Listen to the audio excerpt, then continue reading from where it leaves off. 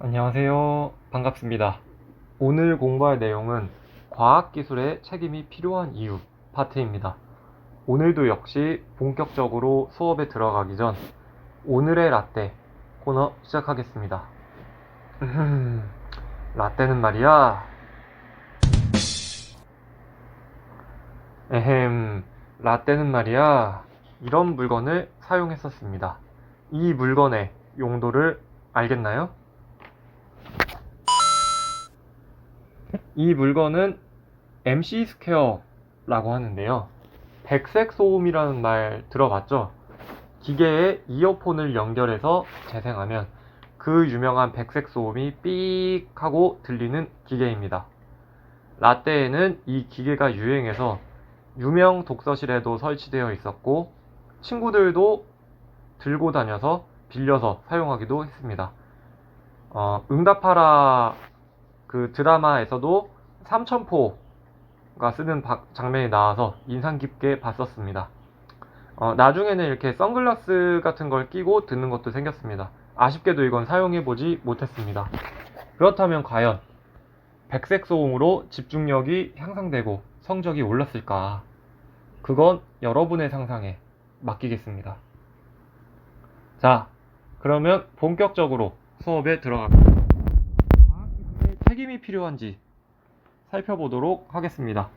과학기술은 사실, 즉 팩트만을 다루는 학문이기 때문에 가치와는 아무런 상관없는 가치 중립적인 것이며 도덕과 관계없다. 그냥 기술일 뿐 도덕적 판단의 대상이 될 수 없다.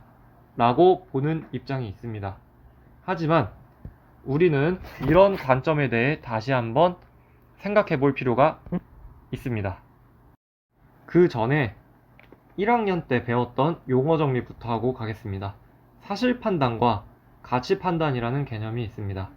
이번 파트 내용을 이해하는 데 필요한 내용입니다. 여기 이 아저씨를 통해 간단하게 살펴보겠습니다. 사실 판단은 있는 사실을 그대로 말하는 판단입니다. 예를 들어 이 아저씨의 키는 180cm다. 이런 것을 사실 판단이라고 합니다.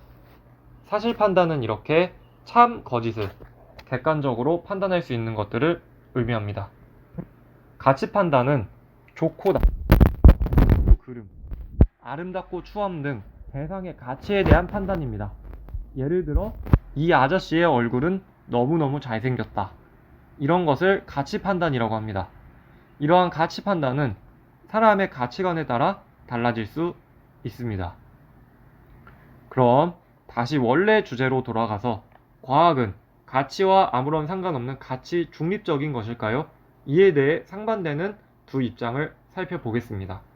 먼저 과학기술은 가치 판단과는 상관없으며 사실, 즉 팩트만을 연구하기 때문에 사실 판단의 영역에 속한다. 착하다, 나쁘다 이런 식으로 가치 판단을 할 수 없다. 가치 판단과는 상관없기 때문에 가치 중립적이다 라는 입장이 있습니다. 가치 중립적이라는 말 이제 이해가 가나요? 사실 판단의 영역이기 때문에 한자말로 가운데 중 설립, 그래서 착하다 나쁘다 어느 한쪽 편에 서는 것이 아니라 가운데에 선, 말 그대로 가치 판단을 할 수 없다는 의미입니다. 반면에 과학기술에는 가치가 개입된다 라고 보는 입장이 있습니다. 과학기술은 가치 판단의 영역에도 해당된다는 것이죠. 따라서 과학기술이 선한 방향으로 가기 위해서 책임이 필요하다는 관점입니다. 지금부터 이 입장의 근거를 살펴보겠습니다. 다른 말로 과학기술에 왜 책임이 필요한가 살펴보는 거라고 할 수도 있겠죠. 일단 무엇을 연구할까 라는 과학자의 고민 속에서부터 과학자의 특정한 가치관이 포함됩니다. 예를 들어 나는 생명과학이 더 좋다. 생명과학이 더 우리에게 도움이 될 것이다 라는 가치관을 가진 과학자는 생명과학 영역의 기술을 연구하겠죠. 반면에 나는 물리학이 더 좋다.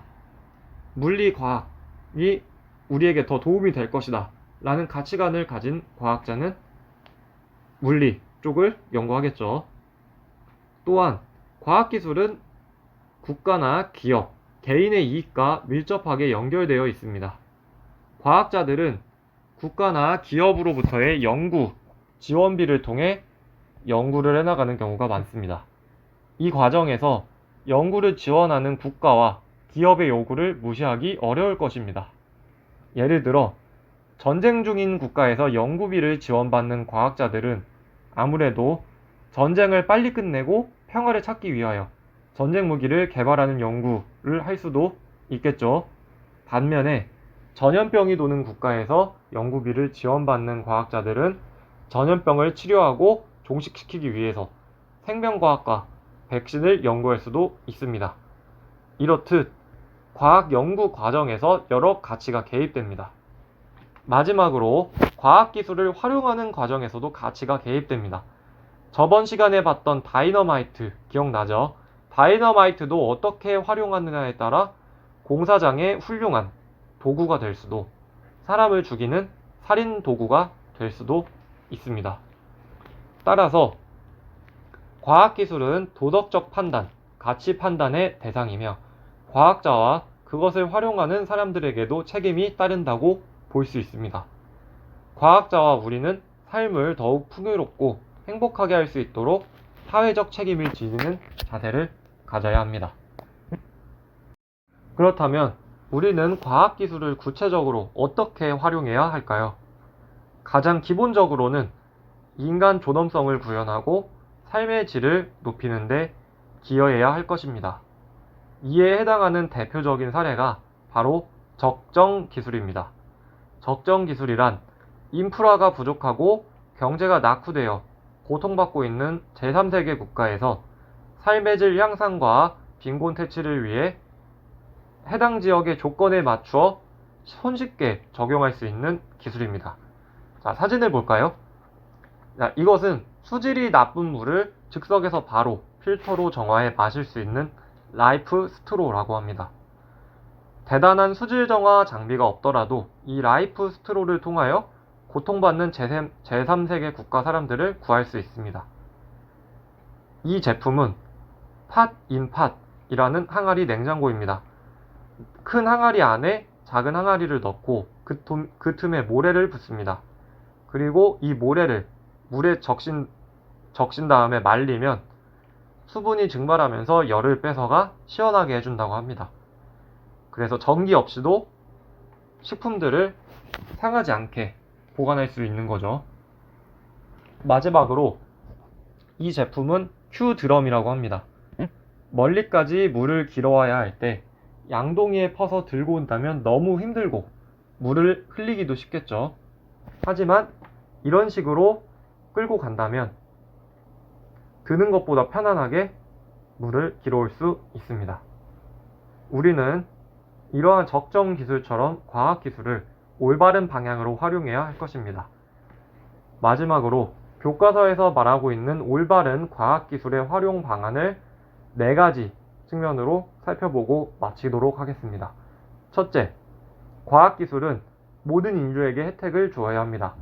기아, 빈곤 극복, 더 나아가 인류 복지와 행복 증진에 기여를 해야 합니다. 둘째, 미래 세대와 자연에 대한 책임을 고려해야 합니다.